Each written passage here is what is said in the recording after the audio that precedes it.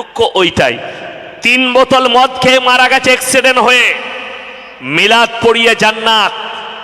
সুদের ওপরে জীবন কাটিয়ে নিল হারাম জানার পরে, ইয়াসিনকে দাওয়াত দিলেন 10,000 টাকা দিবেন।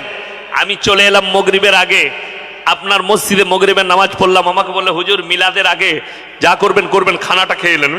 তাই খেয়ে নি, দেশি মুরগি রুটি ফাটিয়ে দিলাম, খাওয়া হয়ে গেল। এরপরে মিলাদ, গ্রামের লোক এসছে, মুসল্লি এসছে, আর মিলাদের পরে আমি দোয়া শুরু করলাম, আল্লাহ তুমি চাচাকে জান্নাতুল ফিরদৌস দাও, জান্নাতের আলা মোকাম দাও, তার কবরটাকে তুমি জান্নাতের বাগিচা বানিয়ে দাও। দোয়া শেষ। আমি এরপর গাড়ি চেপে বাড়ি যাব। পাড়ার গ্রামের একজন চাচা নামাজি বললে, হুজুর কানে কানে কথা আছে। আমি বললাম, এসো বাবা। কানে কানে বলছে, হুজুর যাকে আপনি জান্নাতুল ফিরদৌসে বললেন চিরজীবন সুদ খেত মালটা। আমি বললাম, তোবা তোবা, কাকে জান্নাতে ভরলাম বে? ফেরে পড়ে গেলাম আমি। ওকে তো আমি জান্নাতে ভরে দিয়েছি। আল্লাহ জান্নাতের আলা মাকাম দাও। অনেক জুনার ব্রেনে আঘাত লাগবে আমার কথায়, বিবেকে আঘাত লাগবে। আমি চলে যাওয়ার পরে রাতে শুয়ে ভাববেন, আমি জাত তার দলিল দেবো না, আর আমার জালসা শুনবেন। আমি বাপ দাদর গল্প বলি না, আমি কারো গল্প বলতে আসিনি। আমি আপনাদিকে যার কথা বলবো তিনি পৃথিবীর শ্রেষ্ঠ ব্যক্তি, হযরত মুহাম্মদ মুস্তাফা। সকলে একবার বলুন সাল্লাল্লাহু আলাইহি ওয়াসাল্লাম। আল্লাহর নবীর থেকে দামি লোক পৃথিবীতে কেউ আছেন? কিয়ামত পর্যন্ত কেউ আসবেন? আসবে না।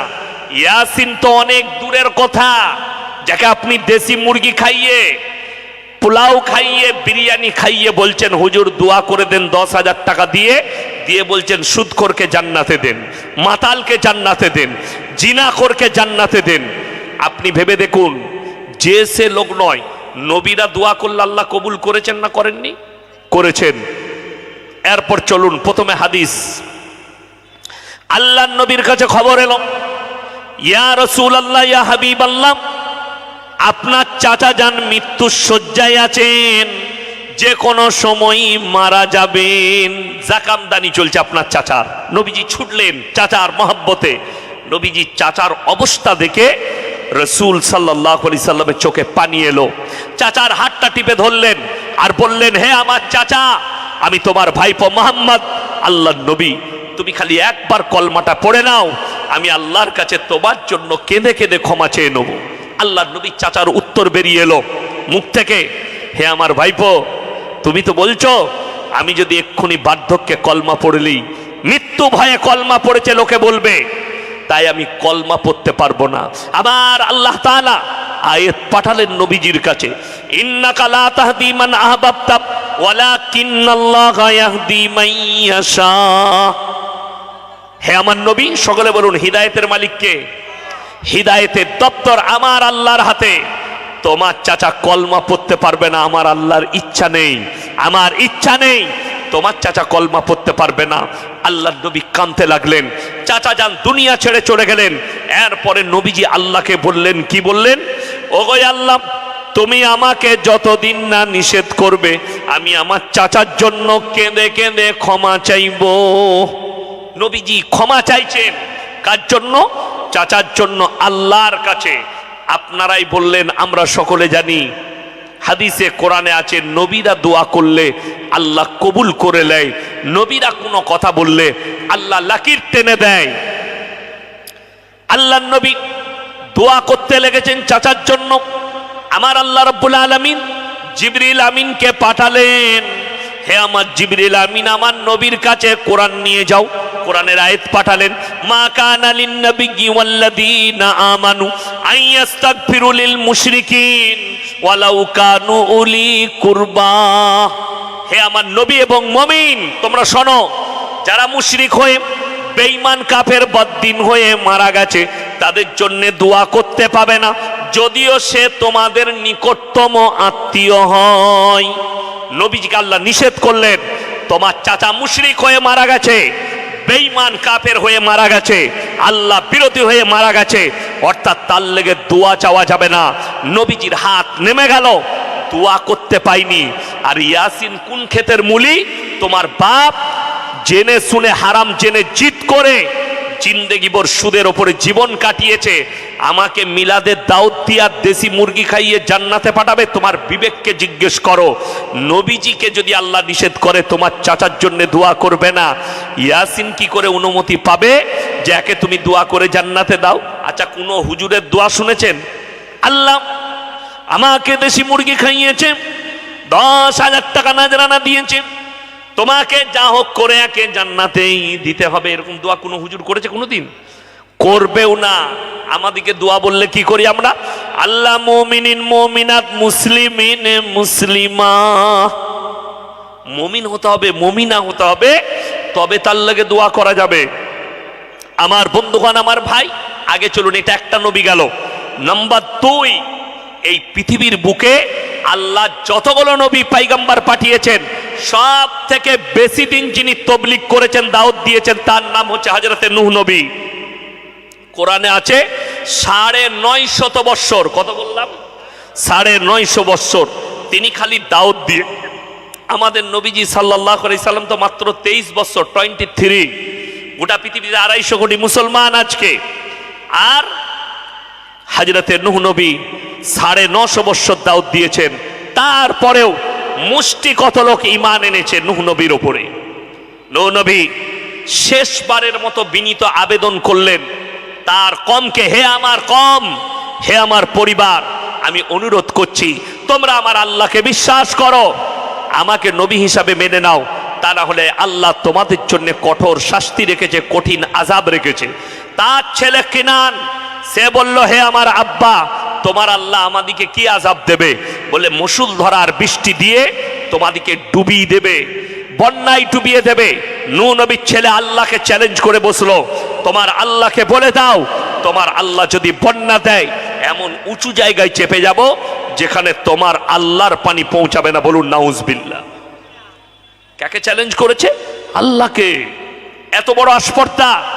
আল্লাহ বললেন, হে আমার নূহ, এরপরে তোমাকে আমি যে হুকুম দিয়েছিলাম নৌকা বানাতে, সেই নৌকায় চাপো, যারা ঈমান এনেছে তাদেরকে নাও, আর যতগুলো পৃথিবীতে জীব জন্তু জানোয়ার আছে, যতগুলো প্রাণী আছে, পশু পক্ষী আছে, সব জোড়া জোড়া নাও, তোমার নৌকার উপরে বসে দাও।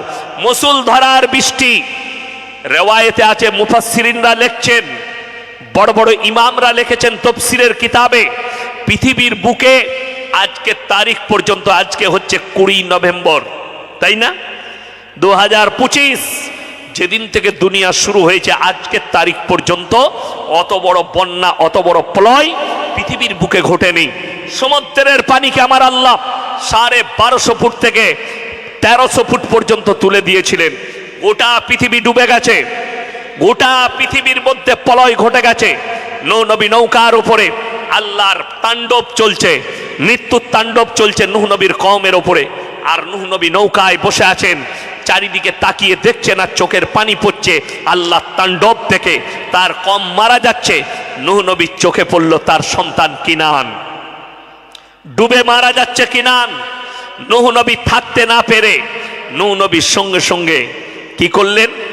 নিজের সন্তান, রক্তের সম্পর্কের সন্তান, নিজে জন্ম দিয়েছেন, জন্মদাতা বাপ, কিন্তু পয়গম্বর বেটা কাফের বেঈমান, তার লেগে হাত তুলে বসলেন না থাকতে পেরে। লা আসিমাল ইয়াউমা মিন আমরিল্লাহ, ওগো আল্লাহ, এটা আমার ওরসজাত পুত্র, তুমি একে রক্ষা করো। আমার আল্লাহ ধমক দিলেন, লামিনাল খাসিরিন, হে আমার নবী, তুমি তার জন্য হাত তুলো না যে আমাকে মানেনি, আমার নবীকে মানেনি, আমার দিনকে মানেনি। তুমি যদি আর একবার দোয়া চাও, তোমাকেও আমি ক্ষতিগ্রস্তদের মধ্যে ফেলে দেব। এটা কোরআন।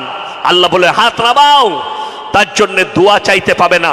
একটা নবীকে নিষেধ করেছেন দোয়া করতে, আর আমি ইয়াসিন বলছি, মদের ভাঁটিতে জীবন কাটিয়েছে হারাম জানার পরেও তাকে আপনি ইয়াসিনকে দাওয়াত দিয়ে 10,000 টাকা দিয়ে নজরানা দিয়ে বলছেন জান্নাতে পাঠাবেন।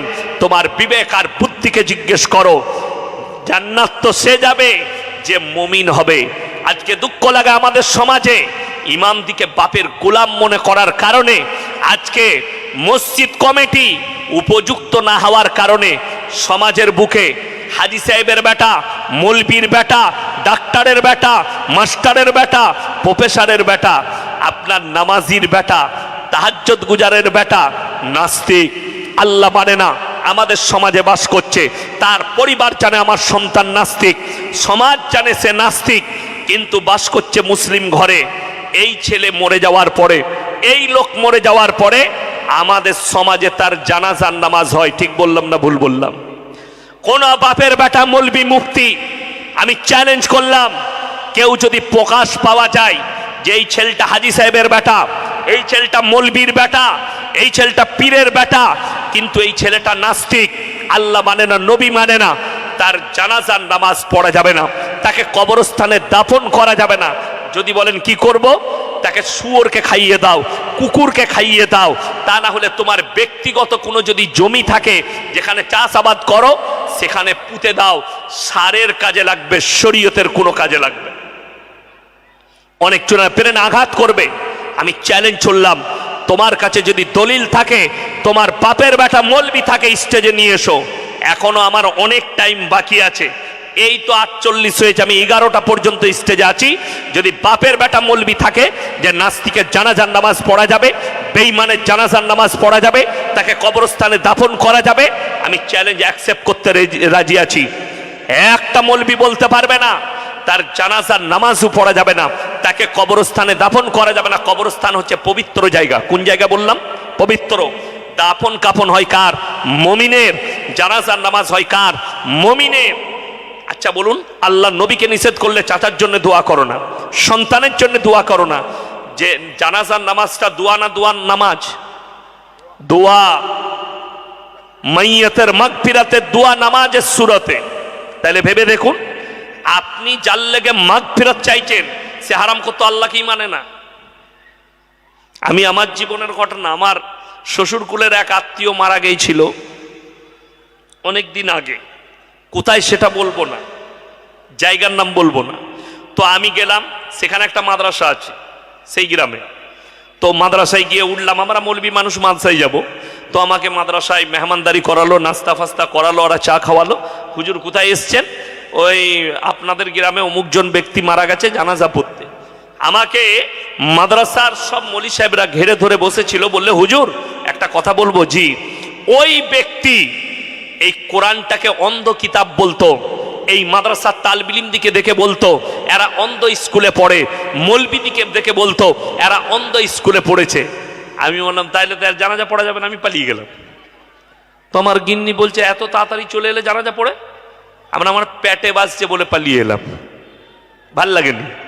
তারপরে তাদের ইমাম ফোন করছে, বলে যে নামাজের পরে আপনাকে খুঁজছিলাম। আমি বললাম আমি নাস্তিকের জানাজা পড়ি না, আপনি পড়েছেন, আল্লাহর কাছে জবাব দেবেন, আপনাকে আল্লাহ পাকড়াও করবে।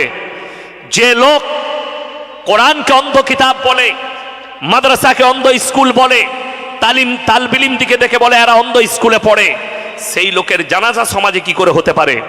তাকে কুকুরকে খাইয়ে দাও, তাকে রাস্তায় ফেলে দাও, তাকে কবরস্থানে দাফন করো না, কবরস্থান খারাপ হয়ে যায়। আপনার বেরেন কিছু বলবেন? বলেন। রাস্তায় প্রচন্ড জাম, আমাদের বক্তা সাহেব জনাব হাফেজ মাওলানা আব্দুল্লাহ জুবাইর সাহেব চলে এসেছেন, তাই ভলেন্টিয়ার ভাইয়েরা আপনারা দায়িত্ব করে নিয়ে আসুন। উনি আসতে পারছেন না, প্রচুর জামে আছেন উনি। আমার বন্ধুগণ, আমার ভাই, আপনাদেরকে অনুরোধ করে বলছি, সবাই নিয়ত করুন আমাদের সন্তান দিকে দিনী শিক্ষা দেবো। হাত তুলে বলুন তো ইনশাল্লাহ। আপনার সন্তানকে ডাক্তার করুন, মাস্টার করুন, প্রফেসর করুন, ইঞ্জিনিয়ার করুন, আইপিএস করুন, অফিসার, যা করবেন করুন। আপনি রাজনীতিবিদ হন, নেতা হন, মন্ত্রী হন, এমএলএ হন, এমপি হন, কিন্তু আল্লাহর কসম করে বলছি, আল্লাহর কসম করে বলছি, তার মধ্যে দিন যদি না থাকে আমার আল্লাহর কাছে কোনো মূল্য নেই। একটা যেমন চার পায়া জন্তু, সেই চার পায়া জন্তুর থেকেও আমার আল্লাহর কাছে খারাপ, চতুষ্পর জন্তুর থেকেও। কোন বাপের বেটা মাস্টার যদি থাকেন আর তার মধ্যে দিন যদি না থাকে, নাস্তিক হন। তোমার যদি বাপের ক্ষমতা থাকে, তুমি হিম্মত থাকে, তুমি স্টেজে এসো কোরআন নিয়ে আর হাদিস নিয়ে, যে না আমি তো মমিন, নামাজ পড়ি না, রোজা রাখি না, আল্লাহকে মানি না, আমি মমিন। তুমি কি করে মমিন হলে? তুমি জানোয়ার। আমার আল্লাহর কাছে চার চতুষ্পর জন্তুর থেকেও খারাপ, এটা কোরআনে আমার আল্লাহ বলেছেন, বালহুম আদাল, চতুষ্পর জন্তুর থেকেও খারাপ। ওই জন্যে আপনারা বলুন তো 5 ওয়াক্তের নামাজ ফরজ না ফরজ নয়? ফরজ। আমাদের সমাজে 100টা মুসলমানের মধ্যে 80টা মুসলমান বেনামাজি। ঠিক বললাম না ভুল বললাম? আশা করি এই যে গ্রামের, আপনারা কি মনে করে, আমাদের সমাজের লোক মনে করে যে মসজিদ হচ্ছে মার্বেল পাথর দেবো, সিমেন্ট দেবো। বিশ্বাস করুন, আমি অন্যান্য জেলায় বলি যে দান দেখতে গেলে মুর্শিদাবাদ আর নদিয়ায় যেতে হবে। মানুষ কিভাবে মাদ্রাসা মসজিদের জন্য দান করে, কিন্তু ভেবে দেখুন তো, ওই দানটাই কি ভালো? ওই দানটাই কি শেষ? ওই মসজিদে একটা মার্বেল দিলেন, মসজিদটা ঝাড়বাতি লাগালেন, মসজিদটা এসি লাগালেন, সুন্দরভাবে বানালেন, এইটাই কি শুধুমাত্র জান্নাতে যাওয়ার পথ? না। মসজিদে মার্বেল লাগুক আর না লাগুক, মসজিদ সুন্দর হোক আর না হোক, মসজিদের ম্যান খোরাক হচ্ছে নামাজি। গ্রামের লোক যদি 50 তাল্লা মসজিদ তৈরি করে আর সেই মসজিদে যদি 5টা মুসল্লি থাকে, ওই গ্রামের উপরে খুদার গজব নাজিল হয়ে যাবে, আল্লাহর গজব নাজিল হবে সেই গ্রামে। প্রত্যেকটা বাড়িতে আর চ্যান আর শান্তি থাকবে না। কেন? মসজিদের ম্যান খোরাক হচ্ছে নামাজ, নামাজি। অথচ আপনি দান করেন। এই মোবাইলের নামাজি গাদা আছে আমাদের দেশে, আছে না নাই? মোবাইলের নামাজি গাদা আছে। বাবরি মসজিদ ভেঙে গেছে, এ মোবাইলে পোস্ট করছে ফেসবুকে। আল্লাহ বিচার করবে, আমাদের বাবরি মসজিদ ভেঙে গেছে, ও ফেসবুকে কাঁদছে আমার বাবরি মসজিদ ভেঙে গেছে। ওরে হারাম করা, তোর লেগে কাঁদছে তোর মসজিদ, তুই জীবনে নামাজ পড়তে যাস না। দুঃখ কতটা আপনাকে দেখিয়ে দেবো। এই উত্তরপ্রদেশে দুর্ঘটনা ঘটেছিল। কোনো এক যুবক, কোনো এক পাড়ার ছেলে, তারা আইলাম মোহাম্মদ রেগে একটা পোস্টার দিয়েছিল, তাদেরকে পুলিশ অ্যারেস্ট করেছে অন্যায় কাজ করেছে। আমি মুখে বলতেই পারি আইলাম মোহাম্মদ, আমরা মোহাম্মদ সাল্লাল্লাহু আলাইহি সাল্লামকে সবাই দিল থেকে, জান থেকে, প্রাণ থেকে ভালোবাসি। সকলে জানাবেন ইনশাআল্লাহ। আচ্ছা, এটা মুখের ভালোবাসা হলে হবে না বাস্তবায়িত করতে হবে? বাস্তবায়িত করতে হবে। আপনি 1 ওয়াক্তের নামাজ পড়ে না, বললেন আমি আল্লাহর নবীকে ভালোবাসি, তো তোমার থেকে বড় নেমো খারাম কে আছে? ঠিক বললাম না ভুল বললাম? আপনি যদি ঠিক হন, আপনি উঠে দাঁড়িয়ে বলুন যে না, আমি নামাজ ফামাজ রোজা পূজা কিচ্ছু রাখবো না, আমি নামাজ পড়বো না, কিন্তু আমি নবীর উম্মত। নবীজি তোমার দিকে তাকিয়ে দেখবেন না, আমার আল্লাহ তোমার দিকে তাকাবে না। কোরআন খুলেন, কোরআন শোনাবো। আমার বন্ধুগণ, আমার ভাই, আল্লাহ রসুল সাল্লাল্লাহু আলাইহি সাল্লাম হাদিস বর্ণনা করলেন, যার নামাজ নেই তার মধ্যে ইসলাম নেই। যার নামাজ নেই তার মধ্যে ইসলাম নেই। আমাদের সমাজে নামাজ তো পড়েই না, একদল আবার এমন লোক আছে, তারা চায়ের দোকানে বলে আমরা নামাজ পড়তে পারি, রোজা না রাখতে পারি, ইমানটা আমাদেরই ঠিক আছে। এই মাল আছে না নাই? গাদা আছে। নামাজিরা জানে, ফজরের নামাজ পড়ে চাচারা, গ্রামের কিছু মুসল্লি চাচা নামাজ পড়ে চায়ের দোকানে বসে চা খাচ্ছে, আর মানে চোখ দুধুতে এলো, দে একটা চা দে। এখন চাচা বললে, হ্যাঁ রে ভাই, তুই এই সকালে উঠে আসছিস, তা একবার নামাজটা পড়তে পারিস? ও, আমি নামাজ না পড়তে পারি, ইমানটা তোমাদের থেকে আমার ভালো আছে। ঠিক বললাম না ভুল বললাম? এই মাল যারা আছেন তারা শুনেন, তারা ভালো করে কান খুলে শুনবেন, তারা জাহান্নামে প্রবেশ করবে। যদি বলেন কেমন করে? কোরআন, আল্লাহ তাআলা কোরআনে বললেন, একদল জান্নাতি জান্নাতের দিকে ছুটবে, জান্নাতের রাস্তায় যাবে, জাহান্নামী জাহান্নামের রাস্তায় যাবে। জান্নাতীরা তাদেরকে দাঁড় করাবে, কি বলে? ফি জান্নাতি ইয়াতাসাআলুনা আনিল মুজরিমিনা মা সালাকাকুম ফি সাকার। এই জাহান্নামী ভাইরা, দাঁড়াও দাঁড়াও দাঁড়াও, তোমরা সাকার নামক জাহান্নামে যাচ্ছ? তোমরা তো গ্রামে বলতে আমাদের ইমানটা ভালো আছে, আমরা ভালো মানুষ, আজকে জাহান্নামে যাচ্ছ? তারা দুঃখ প্রকাশ করে বলবে, ক্বালু নামনাকু মিনাল মুসাল্লিন, আমরা নামাজি মুসল্লিদের মধ্যে ছিলাম না, আমরা নামাজি ছিলাম না, আল্লাহ তাই আমাদেরকে জাহান্নামে পাঠাচ্ছে। বড় দুঃখের বিষয়। হাত তুলে বলুন তো, আর ফজর থেকে কেউ নামাজ কাজা করবে না? হাত তুলে বলুন ইনশাল্লাহ। সমস্ত ভাইকে বলছি, আপনি একদিন, বলবো একদিন ভোরের বেলায় উঠেন এই শীতকালে, হে আমার যুবক ভাই, দিয়ে আশেপাশে বেদবেড়িয়া মাদ্রাসা আছে, আরো যে মাদ্রাসাগুলো আছে, একদিন ভোরের বেলায় ফজরের নামাজে মাদ্রাসায় যান, আপনার না কলিজাটা ফেটে যাবে, বুকটা। মা ছেড়ে 7 বছর 8 বছরের তালবিলিম ছোট্ট বাচ্চা ফজরে উঠিয়ে দেওয়া হয়েছে, সেই সময় তার ঘুমোবার টাইম। আপনার সন্তানকে আপনি উঠাচ্ছেন না বাড়িতে, তার ঘুমের ডিস্টার্ব হবে, ওই জন্য শুয়ে থাক।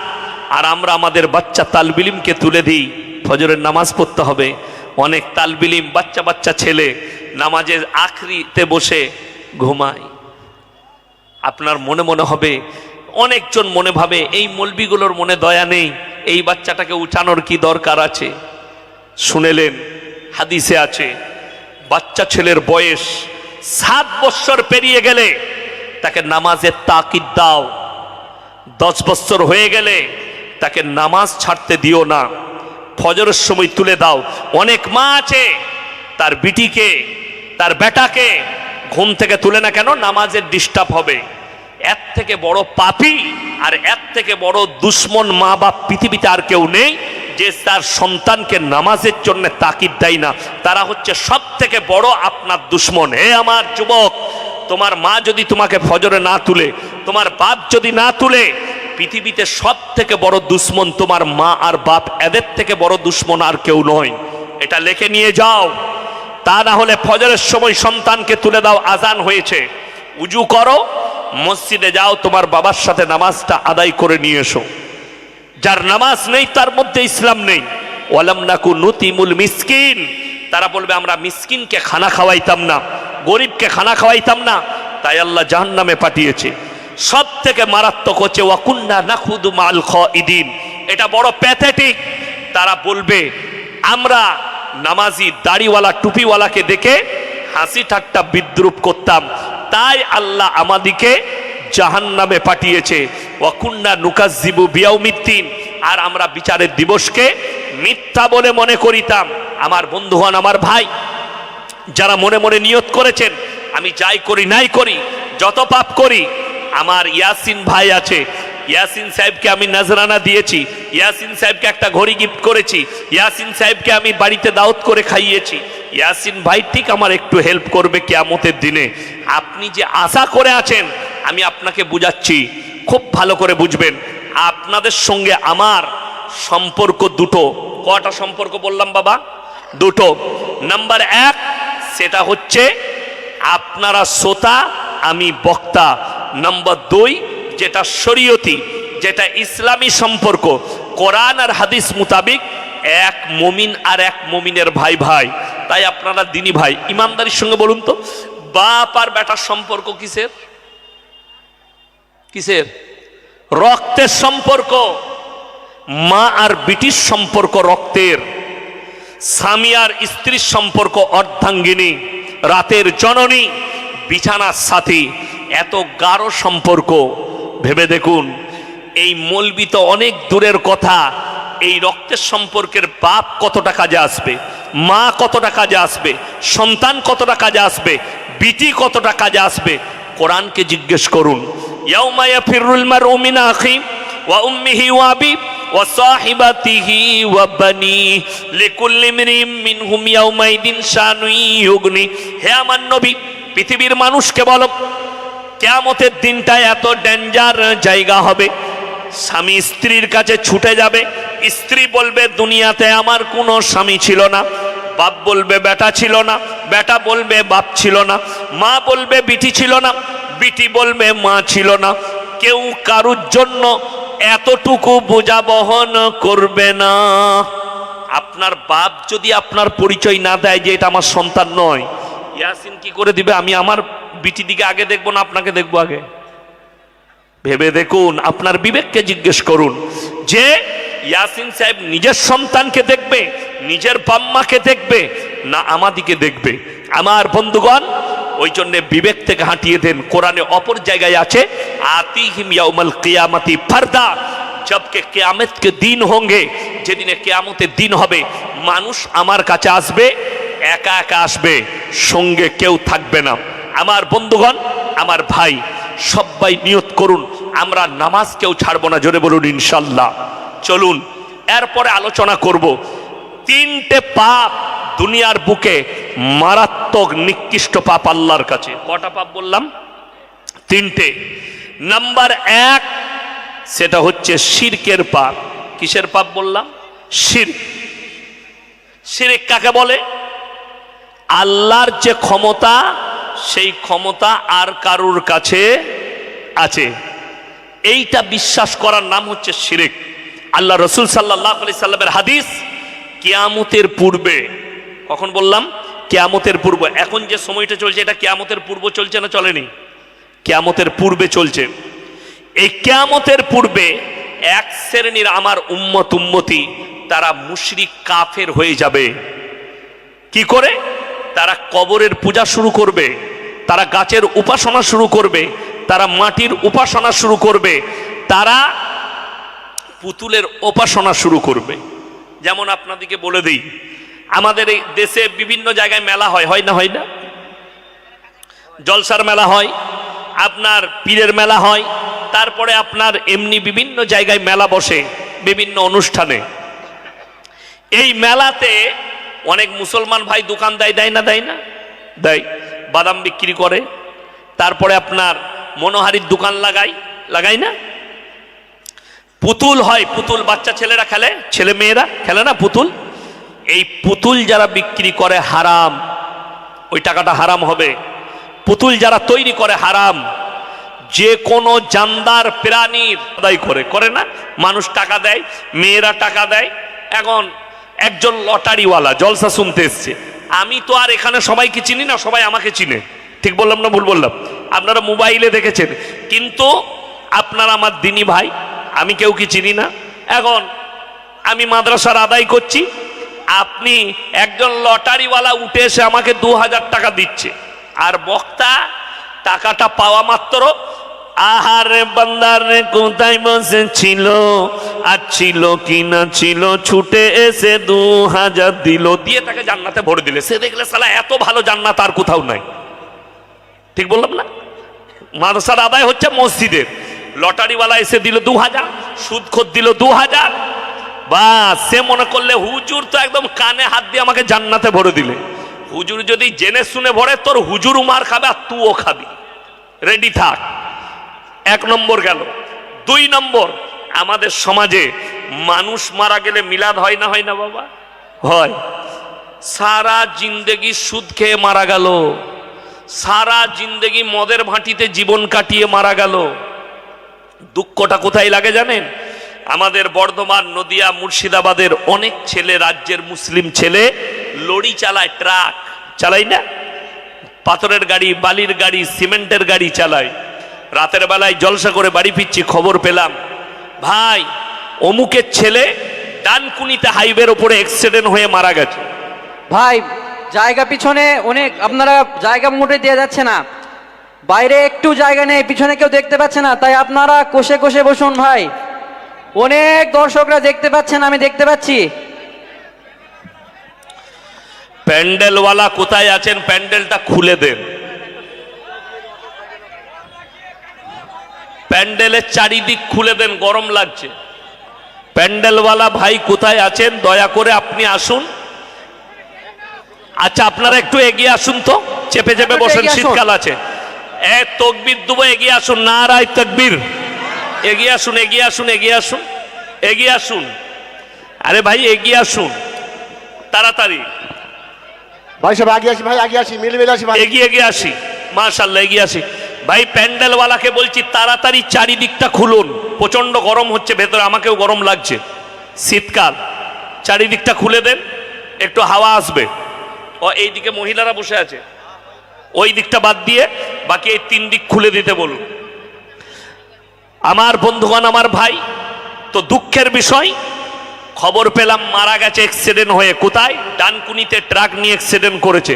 ফজরের নামাজ পড়ে সকালবেলায় তার বাড়িতে গেলাম, বিভিন্ন আত্মীয়রা বসে আছে, চেয়ারে বসলাম। একজন ভাইকে জিজ্ঞেস করলাম, ভাই অ্যাক্সিডেন্ট করেছিল, গাড়ি চালাতে ঘুমিয়ে গিয়েছিল? বলে হুজুর না, প্রত্যেক দিন 1 বোতল খায়, কালকে 3 বোতল খেয়ে নিয়ে অ্যাক্সিডেন্ট করেছে। তার লেগে কি দোয়া বেরোবে বুঝতে পারছেন? কত দোয়া করব?